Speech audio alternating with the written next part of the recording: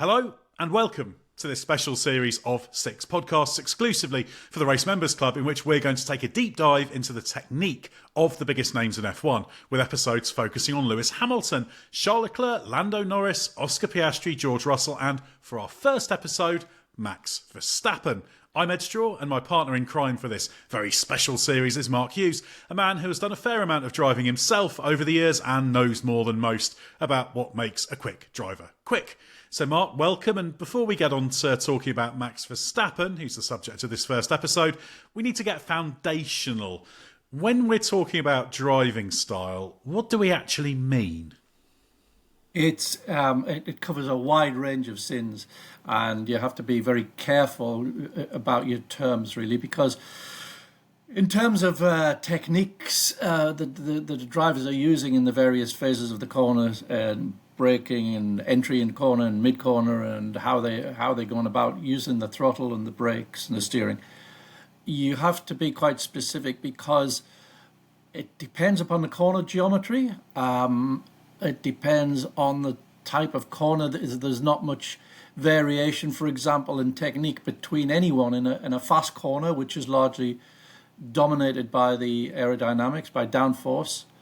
There's special cases in the cases of hairpins, which there's the V shape and a U shape, which we can talk about later on. But they're not really they're specific techniques, if you like, rather than inherent styles that are what we're talking about in terms of a preferred style is what's in the driver's physiology that allows him to feel the car the way he feels it, and it's different for everyone.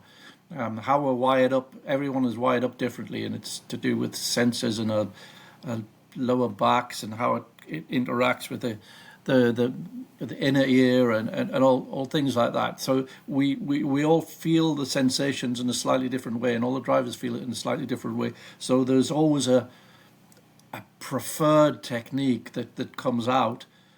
Usually when they're really pushing, when you're doing a qualifying lap or something like that, which is sometimes perfectly integrated with what the car demands in any particular time, the specific car, the specific tyres.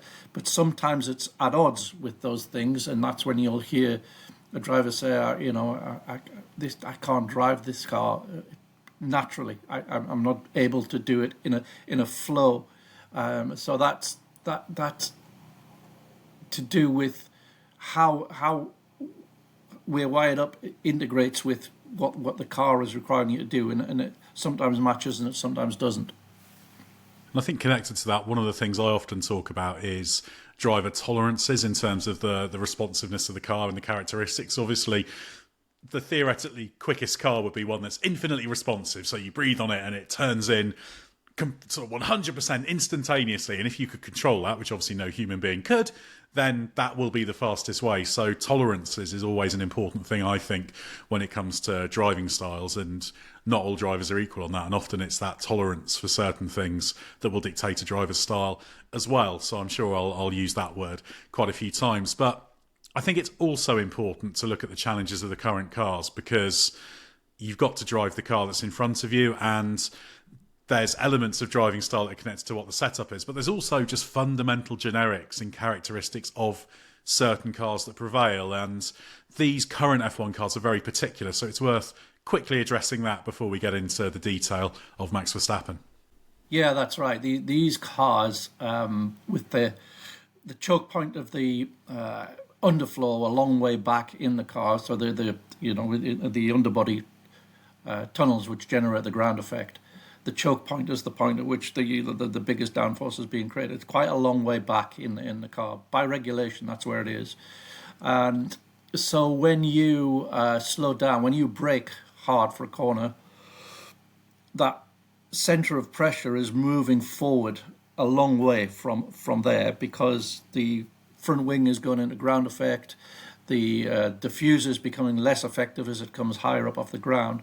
So you're getting a big migration of downforce balance towards the front, and then as you come off the brakes going into the turn, so you get a big migration back. So that what these cars tend to be like is nervous on corner entry and understeering mid-corner. Now, there are ways around that with setup of mitigating it, but it never completely goes away. And another trait that they have is that they're very differently balanced at a high speed than they are at a low speed. So there's quite a few of them have got difficulty getting in a window where it's happy throughout all the corners on a circuit. Depends on what the circuit layout is, but of course. But yeah, there's a couple of limiting factors in terms of the balance of these cars that it's quite difficult to get away from fundamentally. You're sort of just nipping around the edges of it really in terms of setup to try and mitigate it as far as you can for your preferred driving style.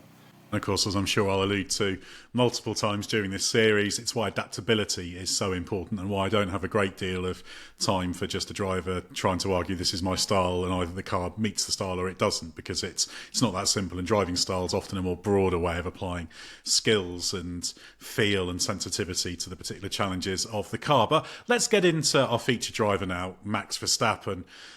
As a starting point, let's just have a basic overview of how Max Verstappen drives, and then perhaps we can explore some of the details of that as we go on.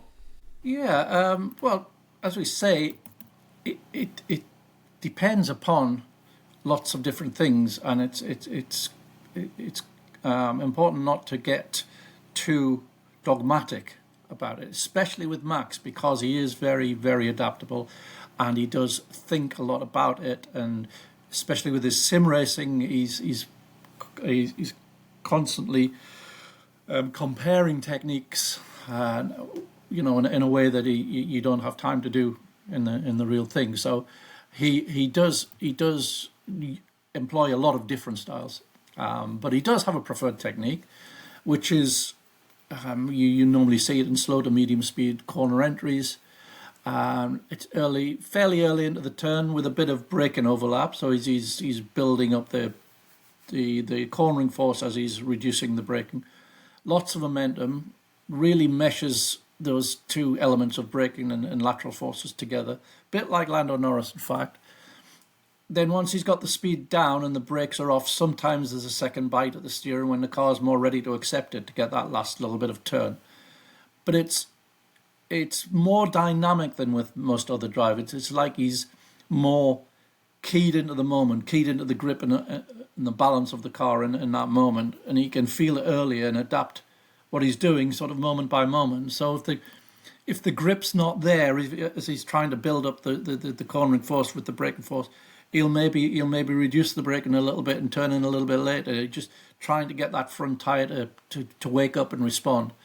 It's a very adaptable technique. It comes into play when the limitation of the car changes between the front and rear tyres as the tyres wear and the fuel load comes down. It allows you to be more flexible. And I think because he's got that instant sort of adaptation, that flexibility gives your lap times more consistency. So because he's constantly adapting to what the car and the tyres and the track surface are doing.